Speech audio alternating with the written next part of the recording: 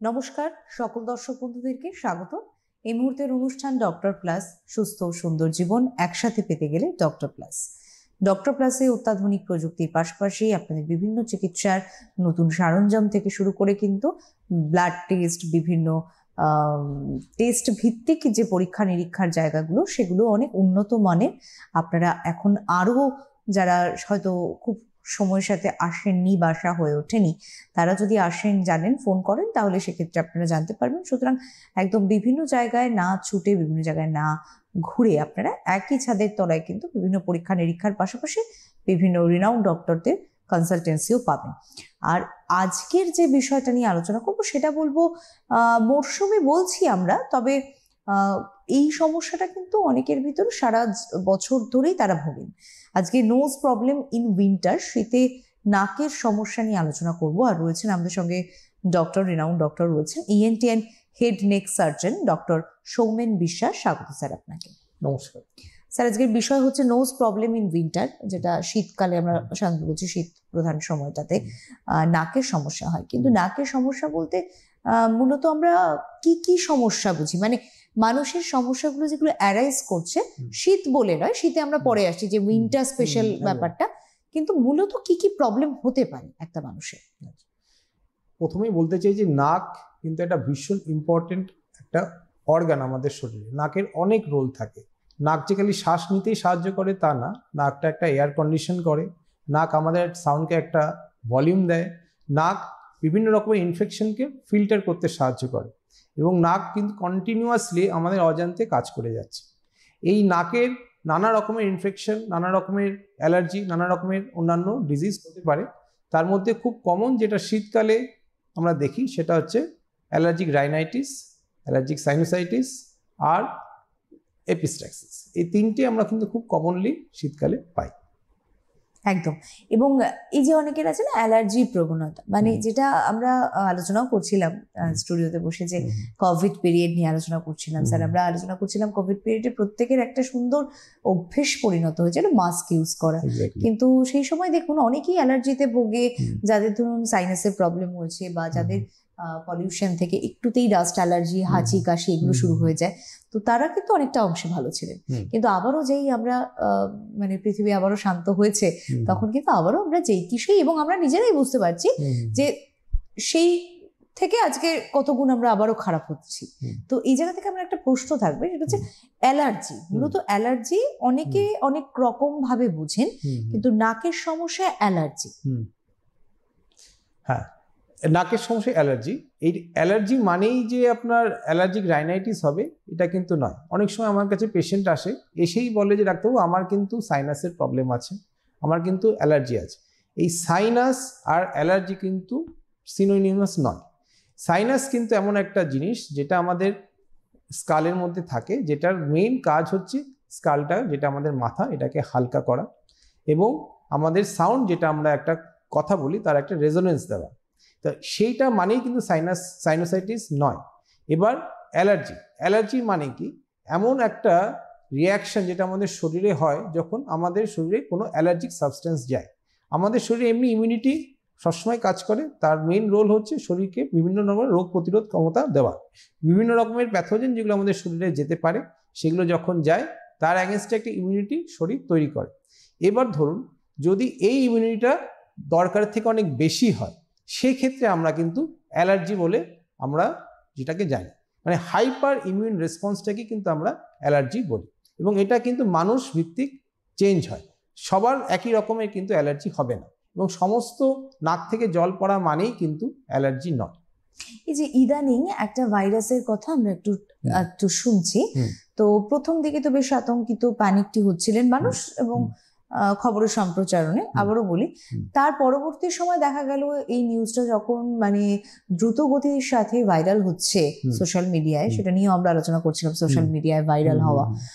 তো সেখানে দাঁড়িয়ে কিন্তু বেশ কিছু ডক্টররাই তারাই বলছেন যে না, ভয় বা আতঙ্কিত হওয়ার কিছু নেই এই মুহূর্তে দাঁড়িয়ে। এখনো অবধি যে কেসটা পাওয়া গেছে, যে কটা তারা দেখছেন পরীক্ষা নিরীক্ষা করে, তাতে এই HMPV ভাইরাসটা কিন্তু আগেও ছিল, 2001 সালে এর ভ্যারিয়েন্ট তারা দেখতে পেয়েছিল এবং বাচ্চাদের ভিতরে এর অনেক কেসও কিন্তু দেখা যায় সাধারণত পরীক্ষা নিরীক্ষা করলে। এবং এটার প্রথম একটা সিমটম বলা হচ্ছে, সেটা হচ্ছে নাক থেকে অনর্গল জল বেরোনো, সাথে কাশি, এবং যেটা বলছে এটা যদি মারাত্মক এই ভাইরাসটা একটা শরীরে অ্যাটাক করে সেক্ষেত্রে ব্রঙ্কাইটিস বা নিউমোনিয়া হতে পারে। তো যেহেতু আমরা নাক রিলেটেড আলোচনা করছি, আপনি শুরুতেই বলছিলেন নাকের ফাংশন কিন্তু শুধুমাত্র শ্বাস প্রশ্বাস নয়, তাছাড়াও ওর অনেক কাজকর্ম রয়েছে।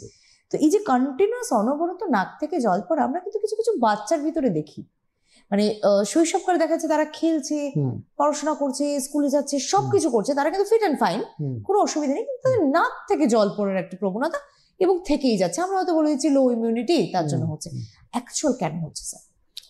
নাক থেকে জল পড়ার কিন্তু অনেক কারণ হতে পারে। আগে বলেনি, আগে আপনি যেটা বললেন হিউম্যান মেটানিউমো ভাইরাস, এটা কিন্তু কমন কোল্ডের যে ভাইরাসগুলো যার জন্য রেসপন্সিবল তার মধ্যে এটা একটা ভাইরাস, ঠিক আছে? এটা কিন্তু ছিল, এটা নতুন কোনো ভাইরাস নয়, এটা কিন্তু আমাদের পপুলেশনের মধ্যে আছে বরাবরই। এটা আমরা কিন্তু আরটিপিসিআর করে মাঝে মাঝে হিউম্যান মেটানিউমো ভাইরাস পাই এবং এটা বাচ্চাদেরকে বেশি এফেক্ট করে।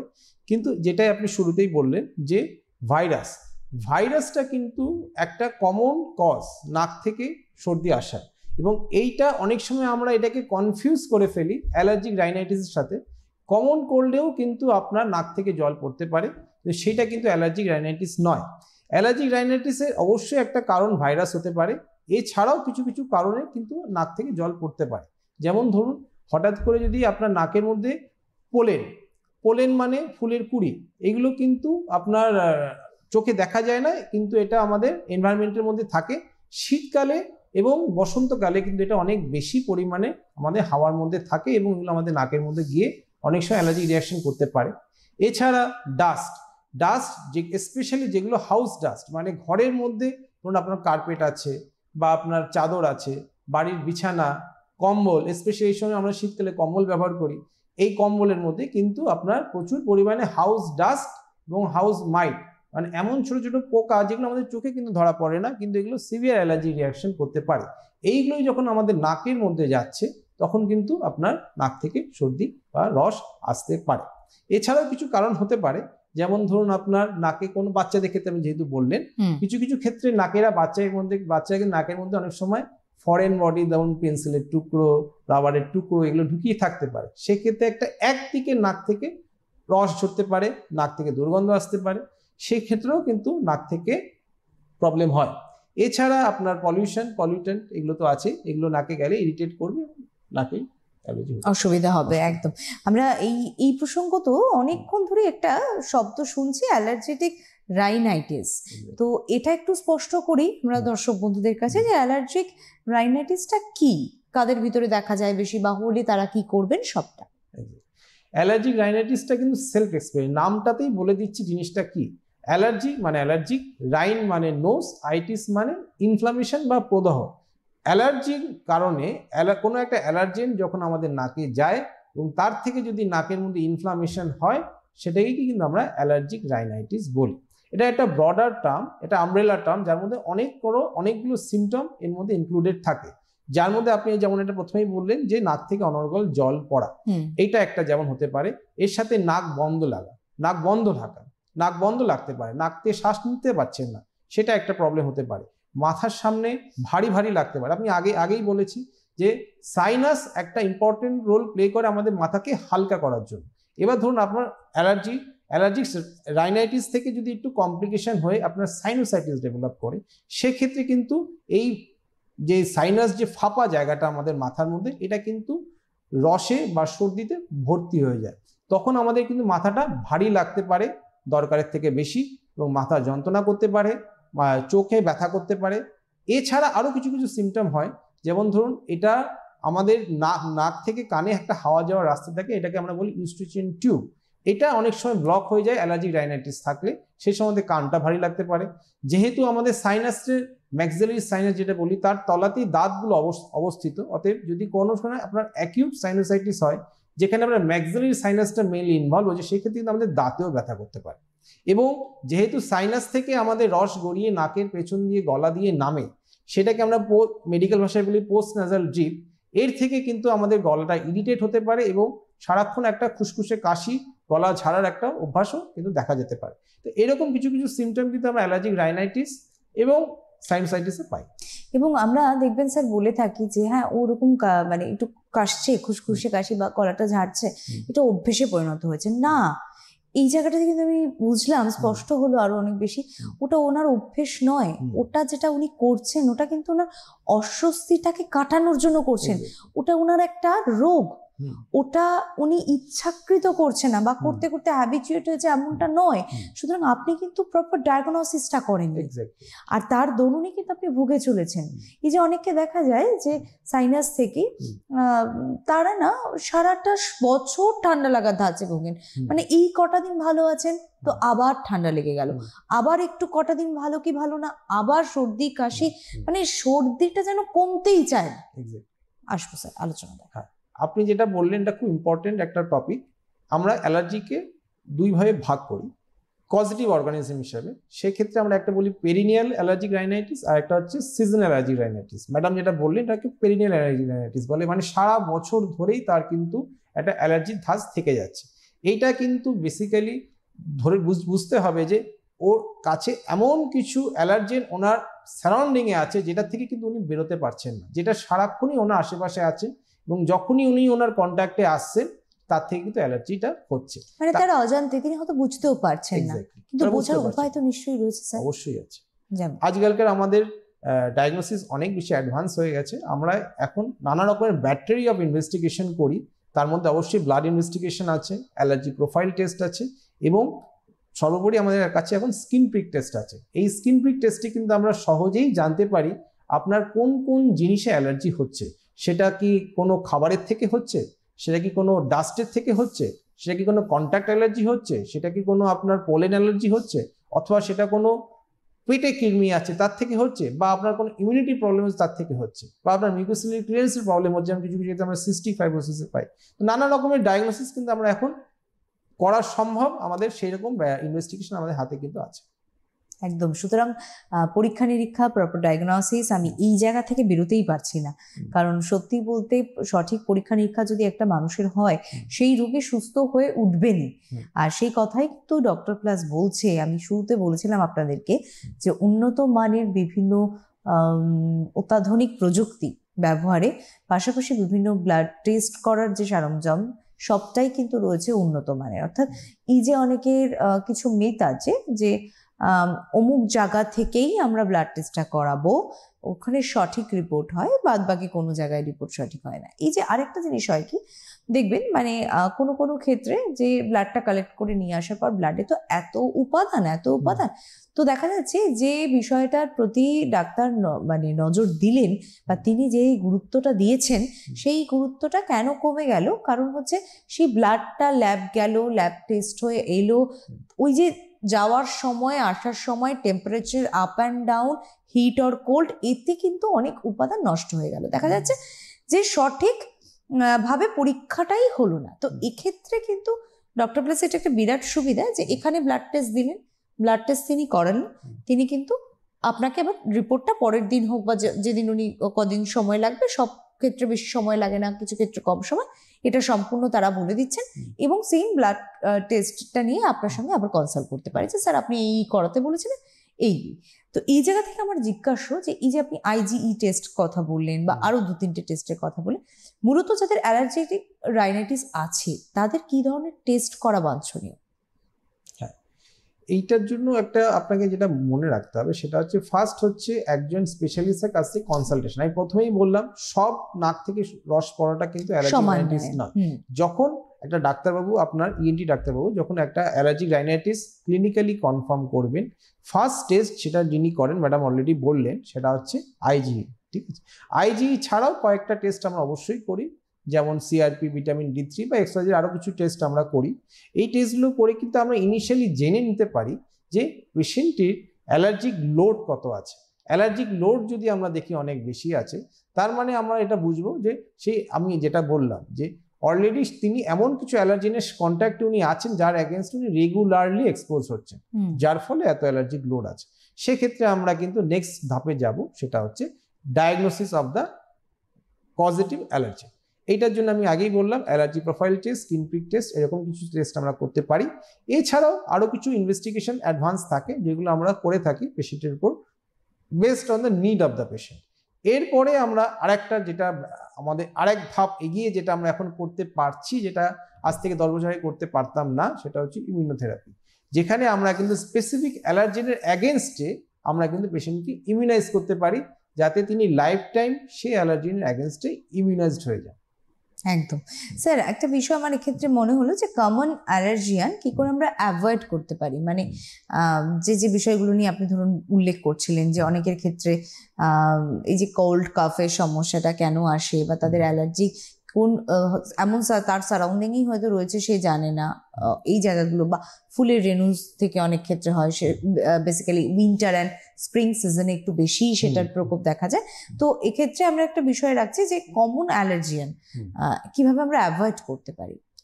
আমার মনে হয় এটাই most important part of the discussion আজকের জন্য, যে আমরা এক্স্যাক্টলি কি কি করতে পারি অ্যালার্জিক রাইনাইটিসটাকে ইনিশিয়াল স্টেজেই আটকানোর জন্য। ঠিক আছে, তো এইটা আমার মতে আমাদের বাড়িতে এমন অনেক কিছু জিনিস থাকে যেগুলো কিন্তু অ্যালার্জির কারণ হতে পারে।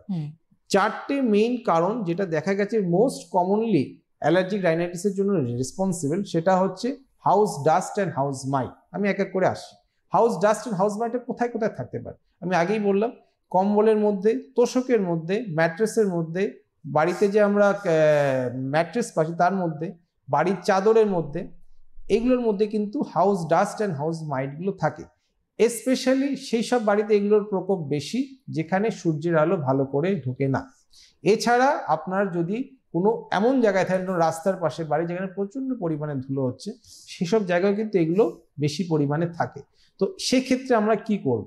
ফার্স্ট অ্যান্ড ফরমোস্ট থিং হচ্ছে আমরা বিছানার চাদরটা রেগুলারলি, যদি সম্ভব হয় রেগুলারলি কিন্তু চেঞ্জ করব।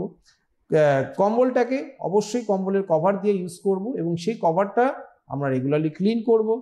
বাড়িতে ম্যাট্রেস, যদি আপনার পেশেন্টের বাড়িতে অ্যালার্জিক রাইনাইটিসের পেশেন্ট বা সাইনোসাইটিসের পেশেন্ট থাকে, তাহলে আমি সাজেস্ট করব আপনি বাড়িতে ম্যাট্রেস ইউজ করবেন না। যদি ইউজ করতে হয় তাহলে ভ্যাকিউম ক্লিনার ইউজ করবেন, এমন যেটাতে আপনার হেপা ফিল্টার আছে, সেরকম একটা ভ্যাকিউম ক্লিনার আপনি বাড়িতে ইউজ করুন। এছাড়া আপনি যদি এসি ইউজ করেন, শীতকালে এসি ইউজ করা সম্ভব নয়, বাড়িতে যদি এই অ্যালার্জিক রাইনাইটিসের পেশেন্ট থাকে এবং যদি আপনি একটু কনসিয়াস হন, তাহলে আপনি বাড়িতে কিন্তু একটা যেটা আমরা বলি আর কি, আপনার এয়ার পলিউশন যেগুলো ক্লিয়ার করে, সেরকম একটা আপনি মেশিন লাগাতে পারেন। এগুলো ইউজ করতে পারেন। এছাড়া কিন্তু গাড়িতে আপনি যদি এয়ার কন্ডিশন ইউজ করেন, সেক্ষেত্রেও কিন্তু আমরা অনেক ক্ষেত্রে আমরা অ্যালার্জেন থেকে বাঁচতে পারি। এছাড়া আপনি বাড়িতে এমন পর্দা লাগাবেন যে পর্দাগুলো কিন্তু আপনি রেগুলারলি কাচতে পারেন, এরকম পর্দা লাগাবেন। এইটা গেল হচ্ছে house dust and house mite. Second যেটা আমরা বললাম, যেটা ম্যাডাম অলরেডি বললেন, ফুলের রেণু। এবার ফুলের রেণু তো চোখে পড়ে না, দেখাও যায় না, কিন্তু যদি আপনি সেই ক্যাটাগরির মধ্যে পড়েন যেখানে আপনার সিজনাল অ্যালার্জিক রাইনাইটিস হচ্ছে, তাহলে আপনি কশাস থাকুন, আপনার কিন্তু ফুলের রেণু থেকে অ্যালার্জি হতে পারে। আপনি সেক্ষেত্রে কিছু কিছু প্রিকশন আপনি নিতে পারেন। ফার্স্ট প্রিকশন হচ্ছে বাড়ি থেকে বেরোনোর সময় আপনি মাস্ক ইউজ করুন, স্পেশালি সেই সিজনগুলোতে যে সিজনগুলোতে আপনার অ্যালার্জিটা বেশি হচ্ছে।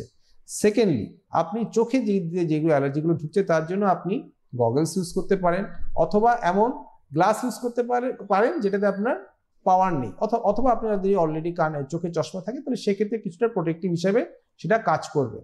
বাড়ি এসে ভালো করে চুলটাকে ধুয়ে নিন, কেননা এই ফুলের কুড়িগুলো কিন্তু চুলের মধ্যে লেগে থাকবে। এছাড়া আপনি খালি পায়ে বা ঘাসের মধ্যে হাঁটাহাঁটি করবেন না। আর রাত্রেবেলা স্পেশালি জানলা দরজাগুলো বন্ধ রাখুন, কারণ এই ফুলের রেণুগুলো কিন্তু ভোরবেলার দিকেই বেশি ছাড়ে এবং তারা কিন্তু সারা এনভায়রনমেন্টে ভোরের দিকেই বেশি ছড়িয়ে পড়ে। অতএব রাত্রের দিকে যদি জানলা দরজাগুলো বন্ধ করে শোয়া যায়, সেক্ষেত্রে কিন্তু অ্যালার্জিক রাইনাইটিসের প্রকোপ ফ্রম দ্য পোলেন কিন্তু আমরা অনেকটাই বাঁচতে পারি। থার্ড যেটা আমরা যাব, যেটা খুব কমন, সেটা হচ্ছে আপনার ফাঙ্গাস। স্পেশালি ফাঙ্গাস কিন্তু সেই সব জায়গায় বেশি হয় যেখানে স্যাঁতস্যাঁতে বা হাই হিউমিড এরিয়াতে থাকে। আমরা এখানে একটা জিনিস মাথায় রাখবো, আমরা অনেক সময় আমাদের হ্যাবিট থাকে টাওয়েলগুলোকে ভালো করে শুকাই না, টাওয়েলগুলোকে ইউজ করার পরে ভিজে টাওয়েল বাড়ির যে কোনো জায়গায় ফেলে রাখি, এইটা কিন্তু প্রবলেম, এখান থেকে কিন্তু ফাঙ্গাস হতে পারে। এছাড়া আমরা অবশ্যই যেমন ম্যালেরিয়ার জন্য যে আমরা প্রিকশনগুলো নিই, যেখানে এখানে জমা জল হতে দেবেন না, টবের মধ্যে জল জমতে দেবেন না, বাড়িতে জল বেশি জমতে দেবেন না, এইগুলো আপনারা করতে পারেন যাতে বাড়িতে হিউমিড কন্ডিশনটা কম থাকে। ফোর্থ হচ্ছে আমরা অনেক সময় বাড়িতে পোষ্য পুষি, পেটস যেটাকে আমরা বলি, ডগ মানে সেটা বিড়াল হতে পারে, কুকুর হতে পারে। সেই সব ক্ষেত্রে আমরা অনেক সময় না ভুলে যাই যে তাদেরও কিন্তু অ্যালার্জিক সাবস্টেন্সগুলো ক্যারি করতে পারে। তো এরকম ক্ষেত্রে আমরা কিছু প্রিকশন নেব। ফার্স্ট প্রিকশন হচ্ছে বাড়ির যে পোষ্য যারা আছে তাদেরকে আমরা বেডরুমে অ্যালাউ করবো না, তাদেরকে নিয়ে এক কাউচে গিয়ে বসবো, মানে এক সোফায় নিয়ে তাদের নিয়ে বসবো না, তাদেরকে রেগুলারলি আমরা স্নান করাবো। তারা যে নিজের ঘরে আপনি তাকে দিয়েছেন থাকার জন্য সেগুলোকে রেগুলারলি ক্লিন করবেন এবং অবশ্যই তাদেরকে প্রপারলি হাইজিন মেনটেন করবেন। তো এইরকম কিছু কিছু প্রিকশন নিতে পারি। আর হাউসমেটে আমরা আরেকটা জিনিস আমি বলতে ভুলে গেছি, সেটা হচ্ছে যখন আমরা ডাস্টিং করবো বাড়িতে স্পেশালি, সেই সময় কিন্তু আমরা মাস্ক পরে ডাস্টিং করব এবং বাড়িতে যে ক্লিনিংটা আমরা করবো সেটা কিন্তু ময়েস্ট কোনো কাপড় দিয়ে, ড্যাম্প ক্লথ দিয়ে করবো। সেক্ষেত্রে কিন্তু ডাস্টটা অনেক কম হবে এবং আমরা কিন্তু সহজেই এই প্রকোপ থেকে বাঁচতে পারি, প্রকোপ থেকে রক্ষা পেতে পারি। একদমই। আর এই কথা প্রসঙ্গে কিন্তু সাইনোসাইটিসের কথা বারে বারে উঠে আসছিল স্যার, এবং সাইনোসাইটিস বলতে আমরা কি বুঝি এটা একটা বিষয় নিয়ে জানবো। আরেকটা হচ্ছে যে কিছু আছে অ্যাকুইট, কিছু আছে ক্রনিক। ক্রনিক বলতে তো আমরা প্রত্যেকেই বুঝি যেটা ধরুন দীর্ঘদিনের সমস্যা, দীর্ঘ বছর ধরে সমস্যা, একটা ক্রনিক ডিজিজ হয়ে গেছে, কিন্তু কোনোভাবেই সাইনোসাইটিসটা থেকে যাওয়া আনট্রিটেড অবস্থায়, এটা কি একটা বিরাট কোনো ক্ষতি হতে পারে একটা মানুষের? আমার আরেকটা প্রশ্ন থাকবে এই জায়গা থেকে, যে আপনি একটা কথা বললেন যে অনেক ক্ষেত্রে ফুলের রেণু বা বিভিন্ন জায়গা থেকে যখন আমাদের ইনফেকশনটা ক্যারি করছি আমরা, অনেক ক্ষেত্রে দেখা যায় নাক থেকে কিন্তু কানেও আমাদের প্রবলেম হচ্ছে, ঠিক? আর এই সাইনোসাইটিস, এই সবটা নিয়ে একটু আলোচনা করে আসি, অ্যাকুইট এবং আপনার যেটা আমরা বলছি একদম ক্রনিক। সাইনাস আমি একটু আগেও বলেছি, সাইনাস জিনিসটা কি, এটা একটা ফাঁপা জায়গা স্কালের মধ্যে, যেটার মেইন দুটো রোল, এক হচ্ছে সে আমাদের মাথাটাকে হালকা করে, আর দ্বিতীয় হচ্ছে সে আমাদের আওয়াজকে একটা রেজোনেন্স দেয়। কিন্তু এছাড়াও কিছু রোল একটা সাইনাস প্লে করে। সাইনাসের ভেতরে যে চামড়াটা থাকে সেই চামড়াটা কিন্তু নাকের চামড়ার সাথে সমান্তরাল, মানে একই চামড়া দিয়েই কিন্তু সাইনাসের লাইনিংটাও তৈরি হয়েছে। এবার ধরুন যদি কোনো কারণে আপনার এই ইনফেকশনটা, ধরুন আমি আগেই বললাম অ্যালার্জিক রাইনাইটিসের জন্য নাকের মধ্যে ইনফ্লামেশন হলো, এই ইনফ্লামেশনটা যদি আপনার সাইনাসের মধ্যেও হয় এবং সাইনাসগুলোর বেরোবার রাস্তাটা যদি ব্লক হয়ে যায়, তখন কিন্তু তার মধ্যে ফ্লুইড বিল্ড আপ করতে শুরু করে। এই সিচুয়েশনটাকে আমরা বলি সাইনোসাইটিস। এবার যেটা ম্যাডাম বললেন অ্যাকিউট অ্যান্ড ক্রনিক, মেডিকেল ভাষায় এর একটা ডিউরেশন আছে, সেটা হচ্ছে 4 সপ্তাহ কমে, মানে 1 মাসের কমে যে সাইনোসাইটিসগুলো হয়ে সেরে যাচ্ছে তাকে আমরা বলছি অ্যাকিউট সাইনোসাইটিস। আর যে সাইনোসাইটিসটা 3 মাসের মধ্যেও সারছে না এবং থেকে যাচ্ছে, মানে 3 মান্থ অর মোর, সেক্ষেত্রে আমরা সেটাকে ক্রনিক সাইনোসাইটিসের ক্যাটাগরিতে ফেলি। এবার অ্যাকিউট সাইনোসাইটিস, ক্রনিক সাইনোসাইটিস কিন্তু দুটোই একটা মানুষের হতে পারে, কারণ অ্যাকিউট সাইনোসাইটিসের সময় যদি আমরা তাকে ট্রিটমেন্ট না করি, অনেক সময় কিন্তু কমপ্লিকেশন হিসেবে সেই মানুষটা ক্রনিক সাইনোসাইটিস ডেভেলপ করছে। অ্যাকিউট সাইনোসাইটিসের প্রথমেই সবচেয়ে কমন কারণ যেটা আমরা আগেই বলেছি, যেমন হিউম্যান মেটানিউমোফাইরাস যেটা বললাম, মানে যেসব ভাইরাসগুলো কমন কোল্ড করে, মানে নর্মাল সর্দি কাশি জ্বর করে, তাদের মধ্যে কিন্তু 90% ক্ষেত্রেই সেই সাইনাসের সেই ভাইরাসটা কিন্তু আমাদের সাইনাসের মধ্যে ঢুকে যায় এবং অনেক ক্ষেত্রে ইনফ্লামেশন করে, কিন্তু সেগুলো সাবসাইডও হয়ে যায়। কিন্তু কিছু কিছু ক্ষেত্রে হয় না, সেক্ষেত্রে ইনফ্লামেশন হয়, জ্বর আসছে, সেই সব ক্ষেত্রে আমরা সেটাকে অ্যাকিউট সাইনোসাইটিস বলি। এছাড়া আপনার আরও কিছু কিছু কারণ হতে পারে, যেমন আমরা আগেই বললাম কোনো অ্যালার্জিক রাইনাইটিস থেকে আপনার ক্রনিক সাইনোসাইটিস ডেভেলপ করে, কোনো ইমিউন প্রবলেম যদি থাকে, ধরুন সিস্টিক ফাইব্রোসিস, সেরকম ক্ষেত্রে আপনার ক্রনিক সাইনোসাইটিস হতে পারে, আরও নানা রকমের রোগী ক্রনিক সাইনোসাইটিস হতে পারে। কিন্তু সেক্ষেত্রে আমরা যদি অ্যাকিউট সাইনোসাইটিস হতে পারে, কিন্তু সেক্ষেত্রে প্রপার সময় আমরা চিকিৎসা করি, ক্রনিক সাইনোসাইটিস কিন্তু ডেভেলপ করে না। কিন্তু যদি ক্রনিক সাইনোসাইটিস ডেভেলপ করে যায়, সেক্ষেত্রে কিন্তু চিকিৎসাটা কিন্তু লম্বা চলে, সময় নিয়ে চিকিৎসাটা করতে হয়, কেন তার নানা রকমের কারণ থাকতে পারে এবং তার ইমপ্লিকেশন কিন্তু অনেক গভীর। একদম। আর এগুলো আমরা আলোচনা করছি একটাই তার লক্ষ্য, কারণ হচ্ছে আপনারা আগে থেকে সতর্ক হবেন, আর শুরুতেই যে অ্যাকুইট থাকতে থাকতেই যাতে আপনি ট্রিটমেন্টটা করাতে পারেন, এটাই চাইবো। কারণ পরবর্তী ক্রনিক হয়ে গেলে না, তখন আপনারা কি করেন বলুন তো, ধৈর্য রাখতে পারেন না, অথচ এতগুলো বছর ধরে, এতগুলো সময় ধরে কিন্তু আপনারা দিনের পর দিন জিনিসটা আনট্রিটেড অবস্থায় রেখে ক্রনিক আজকে একটা পজিশন বা ক্রনিক ডেভেলপমেন্ট করিয়ে ফেলেছেন, এখন তো সহজে সারবে না, অথচ মানুষের প্রথম প্রশ্ন থাকে আপনাদের কাছে, স্যার কবে সারবে, কবে সুস্থ হয়ে উঠবো। আচ্ছা, এই প্রসঙ্গ তো একটা বিষয় আমার মাথায় এলো, সেটা রক্ত পড়ে, অনেকের দেখা যায় না যে নাক থেকে কিন্তু রক্ত পাস, বিশেষ করে আমি ছোট সময় দেখেছি বাচ্চাদের ভিতরে, অনেকের ভিতরে এই শীতকালটা স্পেশালি কিছু না, নর্মাল তারা আমাদের খেলছে, স্কুলিং করছে, হঠাৎ করে তার নাক থেকে রক্ত পড়া শুরু হচ্ছে, কেন স্যার? এই এপিস্ট্যাক্সিস বা নাক থেকে রক্ত পড়াটা কিন্তু শীতকালে একটা খুব কমন প্রবলেম। আমি আগেই বলেছি নাকের অনেক রোল থাকে, তার মধ্যে একটা ইম্পর্টেন্ট রোল হচ্ছে নাক এয়ার কন্ডিশনিং করে। এয়ার কন্ডিশনিং মানে কি? গরম হাওয়াটাকে ঠান্ডা করে, ঠান্ডা হাওয়াটাকে গরম করে। এবং এই কাজটা করার জন্য শরীর নিজেকে একটা দারুণভাবে গঠন করেছে, যেখানে রক্ত নালীগুলো মানে আর্টারি আর ভেনগুলোকে খুব সুপারফিশিয়াল অবস্থাতে নাকের মধ্যে রাখা আছে। স্পেশালি নাকের মাঝখানে যে হাড়টা, যাকে আমরা বলি নেজাল সেপ্টাম, তার উপরে কিন্তু ব্লাড ভেসেলগুলো একদম সুপারফিশিয়াল থাকে। তার মেইন কারণ হচ্ছে এই এয়ার কন্ডিশনিংটা করার জন্য। এবার এইটা করতে গিয়ে যেটা হয় যে ব্লাড ভেসেলগুলো কিন্তু খুব সুপারফিশিয়াল থাকে, যার ফলে কি হয়, ধরুন শীতকালে আমাদের নাক শুকিয়ে যাচ্ছে, শুকিয়ে গেলে তাতে একটা ক্রাস্টিং হয়। সেই ক্রাস্টিংটা, যেটা ম্যাডাম বললেন যে আমরা যদি নাক ফোটাফুটি করি, তখন শুকিয়ে গেলে একটু শুষ্ক লাগে, নাকটা একটু মানুষের চুলকাতে পারে, তখন যদি আমরা একটু খোঁচাতে যাই, সঙ্গে সঙ্গে কিন্তু মিউকোসাল টিয়ার হয়। এই যেহেতু এই নাকের মধ্যে যে আপনার আর্টারিগুলো আছে, যেগুলো খুব সুপারফিশিয়াল থাকে, মানে খুব উপরের দিকে থাকে, তো আপনি যখন নাক ফোটাতে যাচ্ছেন সহজেই কিন্তু এই আর্টারিগুলো ড্যামেজ হয়ে যাচ্ছে, এবং তার থেকে কিন্তু প্রচুর ব্লিডিং হতে পারে, যেটা সাধারণত অন্য জায়গায় হয় না, কিন্তু নাকে হয়। ঠিক আছে, এছাড়া সেনসিটিভ, মানে আমাদের এই পোরশনটা ভীষণ সেনসিটিভ এরিয়া। এবং এটাই বলতে চাই যে নাকের ঠিক সামনের দিকে যে অংশটা, এটাকে মেডিকেল ভাষায় বলে লিটলস এরিয়া অফ দ্য নোজ। এখানে কিন্তু পাঁচখানা আর্টারি এসে কিন্তু নাকের ঠিক সামনে এসে মেশে, এবং তাতে কিন্তু খুব বেশি ভাসল, অতএব নাকে সামান্য আঘাত লাগলেও কিন্তু নাক থেকে প্রচুর রক্ত বেরোতে পারে।